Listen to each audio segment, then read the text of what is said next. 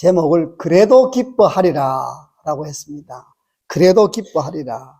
그래도에 관한 이야기를 한번 해드리겠습니다. 그래도 좋은 일이 있지만 그래도가 아니고 이 그래도는 엄청난 의미를 가지고 있습니다. 첫 번째로 보니까 두렵고 떨리는 상황이 다가오고 있습니다. 그래도 기뻐하리라 이렇게 고백하고 있습니다. 여러분 무엇이 올 한 해 여러분들을 두렵게 했습니까? 별로 그런 일이 없습니까? 목사님 끄떡 없었습니다. 그렇습니까? 정말 두렵고 떨리는 상황입니다. 여기 보니까 내 창자가 흔들렸고 라고 했습니다. 창자가 속창자가 흔들릴 정도로 겁이 났다 이 말입니다. 그 목소리로 말미암아 내 입술이 떨렸다. 겁이 나가지고 덜덜덜덜덜덜덜 떨었다 이 말입니다. 그런 상황을 맞이했어요. 그리고 무리가 나를 치러 올라오는 환란의 날을 내가 기다림으로. 이 말은 뭐냐 하면 끝장날 순간이 온다 이 말. 다가 오늘 끝장날지 내일 끝장날지 알 수 없지만은 조만간에 끝이 난다 이 말입니다. 도무지 저 무리를 감당할 수 있는 그 환란을 감당할 힘이 나에게는 하나도 없다는 겁니다. 그냥 가만히 앉아가지고 오늘 망할까 내일 망할까 오늘 죽을까 내일 죽을까 기다리는 상황이다 이 말입니다. 그러다 보니까 썩이는 것이 내 뼈에 들어왔다 그랬습니다. 뼈가 썩었어요. 뼈가 녹았다니까요. 여러분 우린 이런 일 2023년도에 없었기를 바랍니다. 뼈가 나와요. 뼈가. 그리고 가장 안전해야 될 자기 집에서 그 처소에서 벌벌 떨었다 그랬습니다. 여러분은 이런 경험을 하신 적이 있습니까? 우리 성도들 가운데 이런 경험 하신 분이 있을까요? 없을까요? 있겠죠? 남의 이야기를 함부로 하지 마십시오. 있었습니다, 여러분. 있었습니다. 있었죠, 권사님? 그죠? 우리 권사님 이야기, 내가 기쁜 이야기니까 내가 설교 시간 해도 돼. 제가 태국 갔다 와서요, 제일 기쁜 소식을 우리 권사님 통해서 들었거든요. 여러분 아시죠? 우리 권사님 손녀가 몇 달 전만 해도 권사님 나한테 뭐라고 했냐면, 목사님 다 맡겼습니다. 왜 제가 마음이 가냐면요. 제 막내 손녀랑 우리 권사님이랑 손녀랑 거의 같이 태어났어요. 여러분, 우리 손녀가 100일 했어요, 여러분. 100일 건강하게. 근데 우리 권사님 손녀는 어디에 있었어요? 응급실에 있었어요, 응급실에. 온 몸에 선이란 손은 다 꼽고. 그럼, 아이고, 목사님은 뭐 믿음이 좋아서 목사님 손녀는 그렇게 건강해서 100일 하고, 뭐 권사님, 장모님 손녀는 뭐 믿음이 없어가지고 막 다 꼽고 그래야 됩니까? 아니잖아요. 하필이면 8월 달에 같이 태어나가지고. 그래요. 그 권사님이, 우리 권사님, 우리 목사님, 이제는 맡겼습니다. 하나님이. 뜻이겠어서 데려가시면 데려가시고. 왜? 하나님 살려주시면 살려주시고. 이게 여러분 뭐냐 하면은, 제가 예를 잘 들었는지 모르겠습니다. 뭐, 썩어가는 것이 내 뼈에 들어왔고. 그래도 뭐라고요? 기뻐하리라. 우리 손녀가 드디어 집으로 돌아왔습니다. 얘가 너무 통통해가지고 얼마나 감사한지. 태국 갔다 오니까 목사님 집에 왔어요. 전화 왔어요. 사랑하는 여러분, 그래도 기뻐하리라. 그래도 기뻐하리라. 여러분 상황이 어떤 상황이고 여러분의 삶 속에 어떤 일이 일어날지라도 우리는 그래도 뭐 한다고요? 기뻐하리라.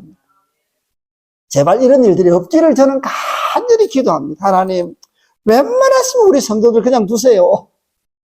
하나님, 웬만하시면 우리 성도들 그냥 가만두세요. 쳐다보고 있는 목사가 너무 힘들어요, 사실은. 뭐라고 여러분, 이런 뼈가 상하는 그러한 고통을 여러분들이 겪을 때, 목사가 무슨 뭐 신통방통합니까? 샬라샬라 하면 뭐 낫습니까? 그저 똑같이 아무 말도 못하고 지켜볼 수밖에 없다는 겁니다. 당사자도 뼈가 썩고 그것을 바라보는 목사도 솔직히 뼈가 썩을 수밖에 없다는 겁니다. 그러나 그런 상황에서 우리 주님이, 하나님의 말씀이 우리에게 가르치는 게 뭐냐면, 그래도 뭐 하라고요? 기뻐하라. 미쳤습니까? 돌았습니까? 돌았습니까? 우리가 뭐 제정신이 아닙니까? 아무 일이 나도 기뻐하게요. 그러나 우리는 우리의 상황이 두렵고 떨리는 상황이라도 기뻐하라는 거예요. 왜요? 그 상황조차 우리 하나님이 꽉 쥐고 계신다는 겁니다. 그 상황 속에 있는 우리 성도들 하나님께서 꽉 쥐고 있다는 겁니다. 이것도 힘들어요. 자, 두 번째, 그래도 기뻐하라. 뭡니까? 아무것도 없는 상황에 살고 있으면서 뭐 하라고요? 기뻐하라. 이 말 되는 소리예요? 안 되는 소리예요? 여러분 이렇게 할 수 있겠어요? 여러분 혹시 올해 2023년도에 백클럽 하신 분 계십니까? 몽땅 잃어본 분 계십니까? 파산성 하신 분 계세요? 없죠? 집안에 몽땅 망해가지고 다 잃어버려서 사기당한 분 있어요? 있어요. 그 사람 없죠? 있어. 아이고, 원사님 어쩌라고 사기를. 아이고, 주여, 진짜. 아이고, 주여. 이런저런 상황이 나는 비껴갔을지 몰라요. 경제적으로. 경제적인 어려움. 뭐 사업하다가 사업이 폭망한다든지, 뭐 자녀들에게 엄청난 어려움이 닥친다든지, 이런 일이 나는 비껴갈 수 있어요. 비껴갔어요. 그러나 여러분, 내가 비껴갔다고, 내가 그 일을 면했다고 모든 성도들이 다 비껴간 줄 착각하지 마시라 이 말입니다. 손 드시잖아요, 우리 사님. 또 손 들고 싶어도 미안하지만 손 안 들고 눈만 깜빡깜빡 내가 들고 이렇게 맞추니까 아시죠, 목사님? 알아. 우리는 눈으로 이렇게 눈으로 막 이야기해버린다니까. 있어요, 여러분. 어떤 일이야? 무화과 나무가 무성하지 못할 무화과 나무 있으나 마나, 포도나무에 열매가 없으며 이런 포도나무 있으나 마나, 감람나무에 소출이 없으며 아무리 많아봐야 아무 소용없어요. 소출이 없는데 뭐예요? 밭에 먹을 것이 없으며 밭이 수천 병 수만 병 있으면 뭐합니까? 거기 먹을 것이 안 나는데요.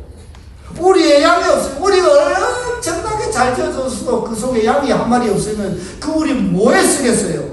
외양간에 소가 없다 이 말입니다. 외양간이 어마어마하게 들지라도 그 속에 소가 없어. 외양간 뭘 쓰는 거 없어요. 껍데기는 있는데 그 속에 알맹이가 하나도 없다 이 말입니다. 이런 상황에서도 여러분 기뻐할 수 있느냐는 겁니다. 근데 하나님께서 이런 상황이 있을지라도 기뻐하라. 그런 이 말씀을 이렇게 하면서 하나님 은혜로 제가 갈보리교회 부임한 지 1년 6개월이 됐습니다. 다 1년, 작년 6월달에 와서 1년 6개월. 참 얼마나 감사한지 모릅니다.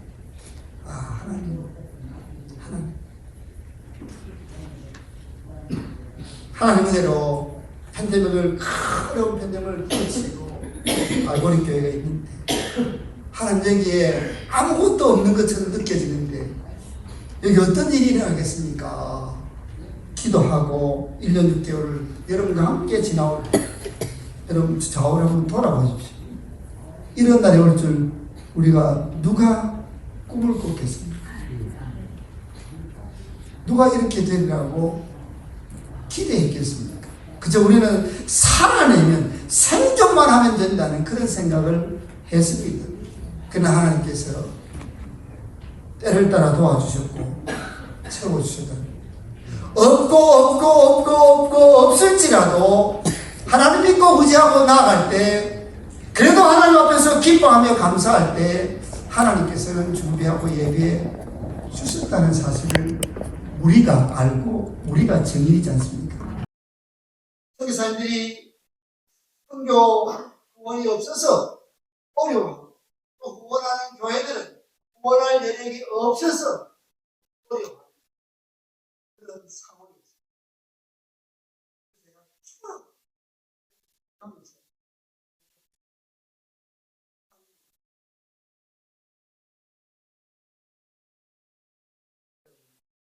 우리도 마찬가지입니다.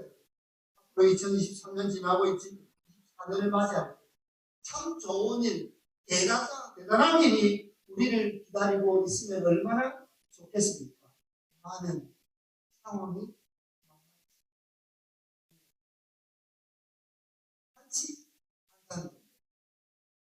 우리를 슬프게 하고 우리를 절망하게 할 상황들이 우리를 기다리고 있을지도 모른다. 그러나 그래도 뭐하라고요? 그 기뻐할 증거가 저와 여러분들이고 하나님께서 왜 우리를 이 갈보리 교회로 부르셨을까? 그리고 왜 불렀어요? 왜 우리가 이게 뭐였어요? 우리끼리 잘 먹고 잘 살고 우리끼리 애야 띠야 하기 위해서 모인 것이 맞다 아니다? 아니라는 거예요.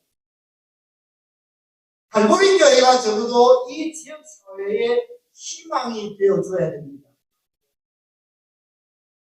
저는 다소 강력하게 이야기했습니다. 여러분, 성도지 어렵지요?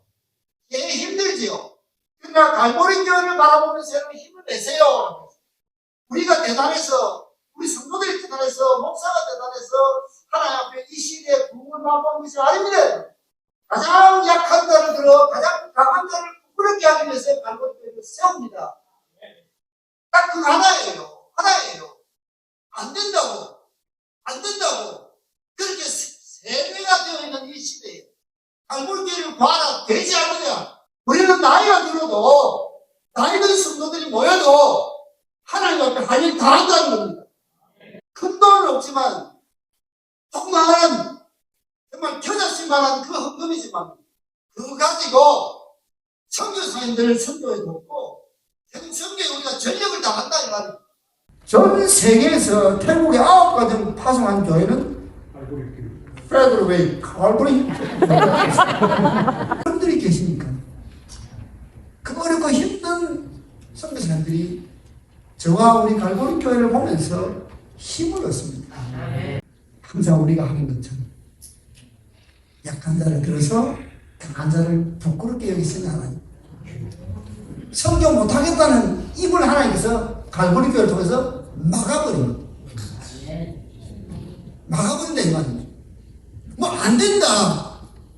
부흥이 안 된다는 이 시대를 향해서 하나님은 갈보리 교회를 사용해서 그들의 입을 막아버린다 이 말입니다. 저기는 되는데 왜 니들은 안 되냐 이 말입니다. 여러분. 우리가 자랑하기 위한 것이 아니고 하나님께서는 저와 여러분들을 들어서 이 시대에 하나님 은혜로 전도가 되어진다 이 말입니다. 하나님께서 하시니까요. 부흥이 왜 안 됩니까 여러분? 우리가 부흥이 되잖아요. 우리가 뭐 대단해요? 우리가 뭐 열심히 하고 철학이도 합니까? 우리 교회 뭐 대단한 무슨 사업하시는 분 계십니까? 그래도 한다 이 말입니다. 그러니까 하나님께서는 우리를 들어서 이 시대에 강하다는 교회들을, 이 시대에 강하다는 사람들을 부끄럽게 한다 이 말입니다. 여러분 이게 우리는 굉장히 대단하죠? 정신 바짝 차려야 된다 이 말입니다. 우리가 더 자만은 물론 자만할 게 없으니까 얼마나 감사합니까? 뭔가 자만하려고 해도 할 게 없어. 뭘 가지고 자만할 거야? 뭘? 응? 뭐 교만하려고 해도 교만할 게 있어야 교만하지. 참 신기해요. 우리는 교만할 것도 없고 자만할 것도 없고 뭐 자랑할 것도 없어요. 그러나 하나님은 우리를 들어서 하나님의 자랑으로 선포해 주신다는 사실입니다. 이게 은혜예요 여러분. 일이 은혜예요. 그래서 아무것도 없는 상황에 살고 있지만 우리는 뭐 한다고요? 기뻐한다는 말. 소망을 잃지 않는다는 말. 하나님 되심이 우리의 약함을 통해서 나타나신다. 얼마나 감사한지 모릅니다. 자, 그래도 기뻐하는 이유 마지막 보니까 나는 나의 나를 내갑니다. 이 말은 뭐냐면요, 여러분 우리가 기뻐하는 이유 중에 그 기뻐하는 주체가 누가 되어야 된다고요? 내가 되어야 된다는 거예요. 눈치 보고 다른 사람 기뻐하나? 그럼 나도 기뻐할까? 이게 아니라는 거예요. 다른 사람이 비록 기뻐하지 않고, 다른 사람이 비록 낙심하고, 다른 사람이 비록 절망하고, 다른 사람이 포기하는 그 상황 속에서 그럼에도 불구하고 나는 이라는 겁니다.